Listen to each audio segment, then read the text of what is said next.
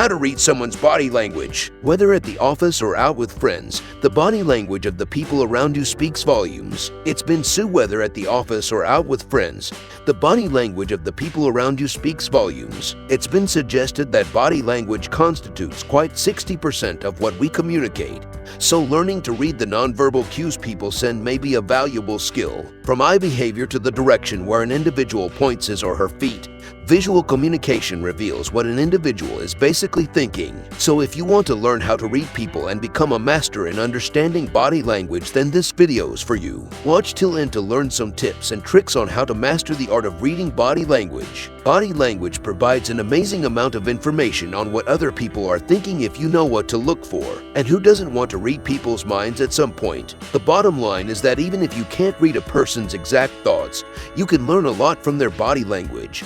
And that's especially true when words and body language don't match. Body language refers to the nonverbal signals that we use to speak. Consistent with experts, these nonverbal signals structure an enormous part of daily communication. From our facial expressions to our body movements, can still convey volumes of data. It has been suggested that body language may account for between 60 to 65% of all communication. Just think about it, the amount of messages a person delivers through how gestures. A smile can indicate approval or happiness. A frown can signal disapproval or unhappiness. In some cases, our facial expressions may reveal our true feelings of a particular situation. While you say that you simply are feeling fine, the design on your face may tell people otherwise. Just a couple of samples of emotions which will be expressed via facial expressions include happiness, sadness, anger, surprise, disgust, fear, confusion, excitement, desire, contempt. Want to be ready to read people?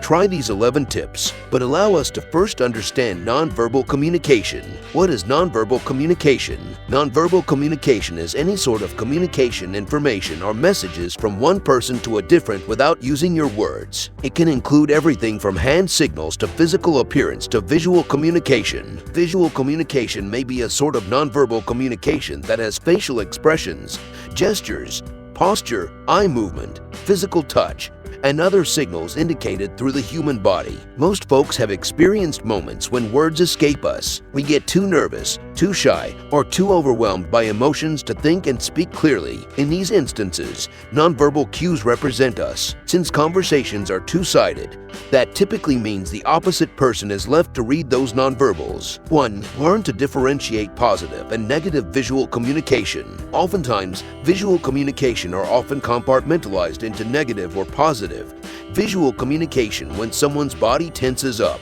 That's a standard negative expression, which can be associated with stress, discomfort, or anger. On the opposite hand, positive visual communication, like relaxing the body or resting comfortably, can indicate happiness and trust. 2. Pay attention to voice pitch. The typical pitch of someone's voice can alter counting on their mood. For instance, when an individual is gloomy, their voice tends to deflate. This suggests they'll talk during a lower octave and at a slower rate. Faster, peppier, or more cheerful voices tend to point happiness. 3. Pay attention to their breathing. If somebody is angry, their face may start to redden. This reaction is usually caused by rapid breathing. When you're in fight or flight, or adrenaline rushing, the brain is releasing hormones and neurotransmitters, and cortisol will start flowing. That increases your vital sign and your pulse, and your breathing becomes shallow and fast. 4. Look at the curvature of someone's fingers. This one may sound strange, but when an individual's fingers have a small curve, it likely means they're comfortable. We don't walk around with fully extended fingers. It's weird. Once you have that natural curvature and there is no tension, that allows you to know someone's feeling alright. 5. Check their lean. If someone is curious about you or the conversation, they'll lean in. When flirting, more often than not, the space between the flirter and therefore the flirty will grow less and fewer. On the opposite hand, if someone is fearful or uninterested, they'll recline. It is vital to require altogether the context clues in these situations, especially. 6. Look at their grip. Just as some people will extend their fingertips in stressful situations, others may botch their fists or tighten their grip. If someone is already holding a glass or a mug, they'll start to carry it tighter. You have this pent-up energy that your body has got to release. 7. Pay attention to their movements. If an individual is moving quite they normally would be, which will be a symbol of nervousness. Consistent with rouse, signs of nerves may include jiggling the foot or leg, chewing on the lips, wringing of the hands, and even tics or nervous twitches in some. Breathing becomes shallow, and movements of the hands and head become quick and jerky. Rouse explains, of course, that each one depends on the extent of nervousness. 8. Observe the nuances of their smile. If an individual smiles, meaning they're happy, right, maybe, but maybe not. Their chin, this is often a smile of true, genuine enjoyment, and you'll spot it because it always involves showing teeth and reaches the eyes. Social, also called affiliative or non-enjoyment smiles. These ones usually haven't any teeth, don't reach these eyes, and are wont to convey common courtesy and friendliness instead of genuine happiness. Dominance, this lopsided smile looks more sort of a smirk, with just one corner of the mouth raised, and it are often wont to convey confidence or maybe condescension. And just in case you're curious, a recent study found the foremost identifiable to be a small smile with the top turned to at least one side, chin turned slightly down, and eye contact with the topic of affection. 9. Look at the large picture. The final tip is certainly the foremost important. Watching facial expressions are often a helpful initiative, but those expressions aren't always accurate. When we feel a particular way but don't need people to understand how we feel, we attempt to mask it. Other cues, like pitch, body language, etc., tend to offer away how we actually feel. You really need to concentrate to the large picture when you're reading someone's spirit. Whether you're speaking virtually or face-to-face,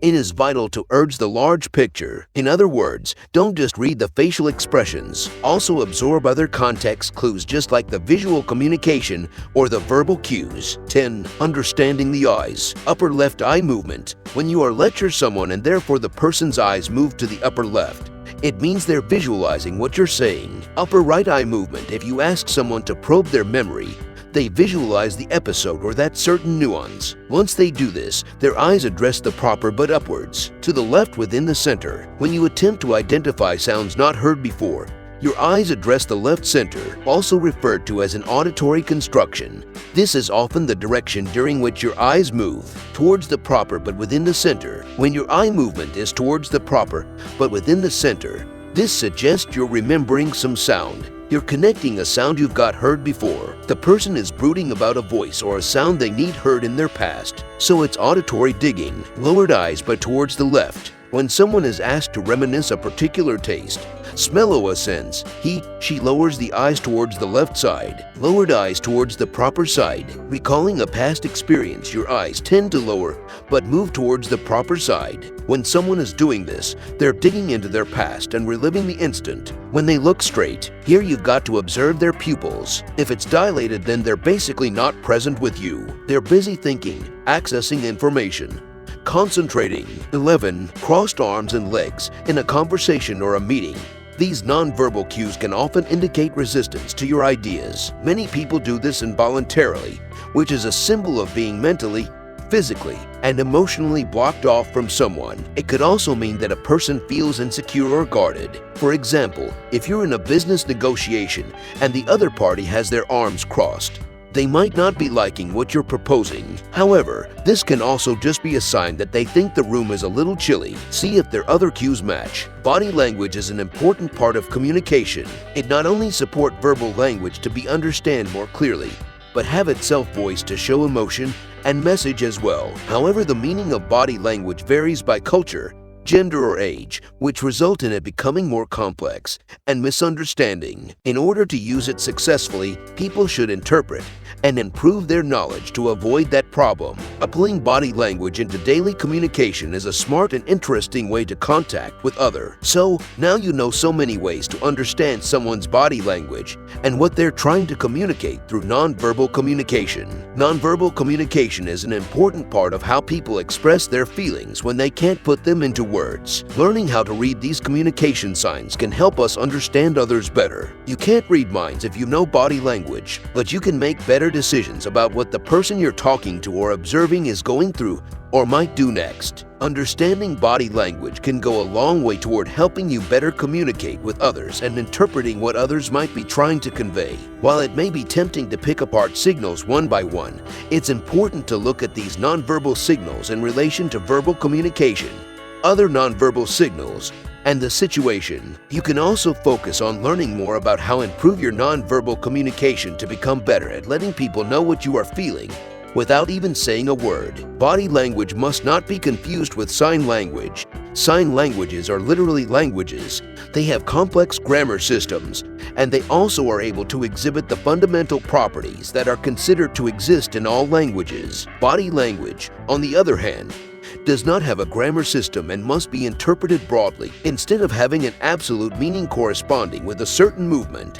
So it is not a language and is simply termed as a language due to popular culture. In a society, there are agreed upon interpretations of particular behavior. Interpretations may vary from country to country or culture to culture. Body language, a subset of nonverbal communication, complements verbal communication in social interaction. In fact, some researchers conclude that nonverbal communication accounts for the majority of information transmitted during interpersonal interactions. It helps to establish the relationship between two people and regulates interaction, yet it can be ambiguous. If you enjoyed watching this video, do not forget to like and subscribe. Turn on the notification bell so that you get notified as soon as we upload a video. Share it with anyone who loves reading people. And I'll see you in next one. So if you enjoyed watching this video, do not forget to like and subscribe. Turn on the notification bell so that you get notified as soon as we upload a video. Share it with anyone who loves reading people. And I'll see you in next one.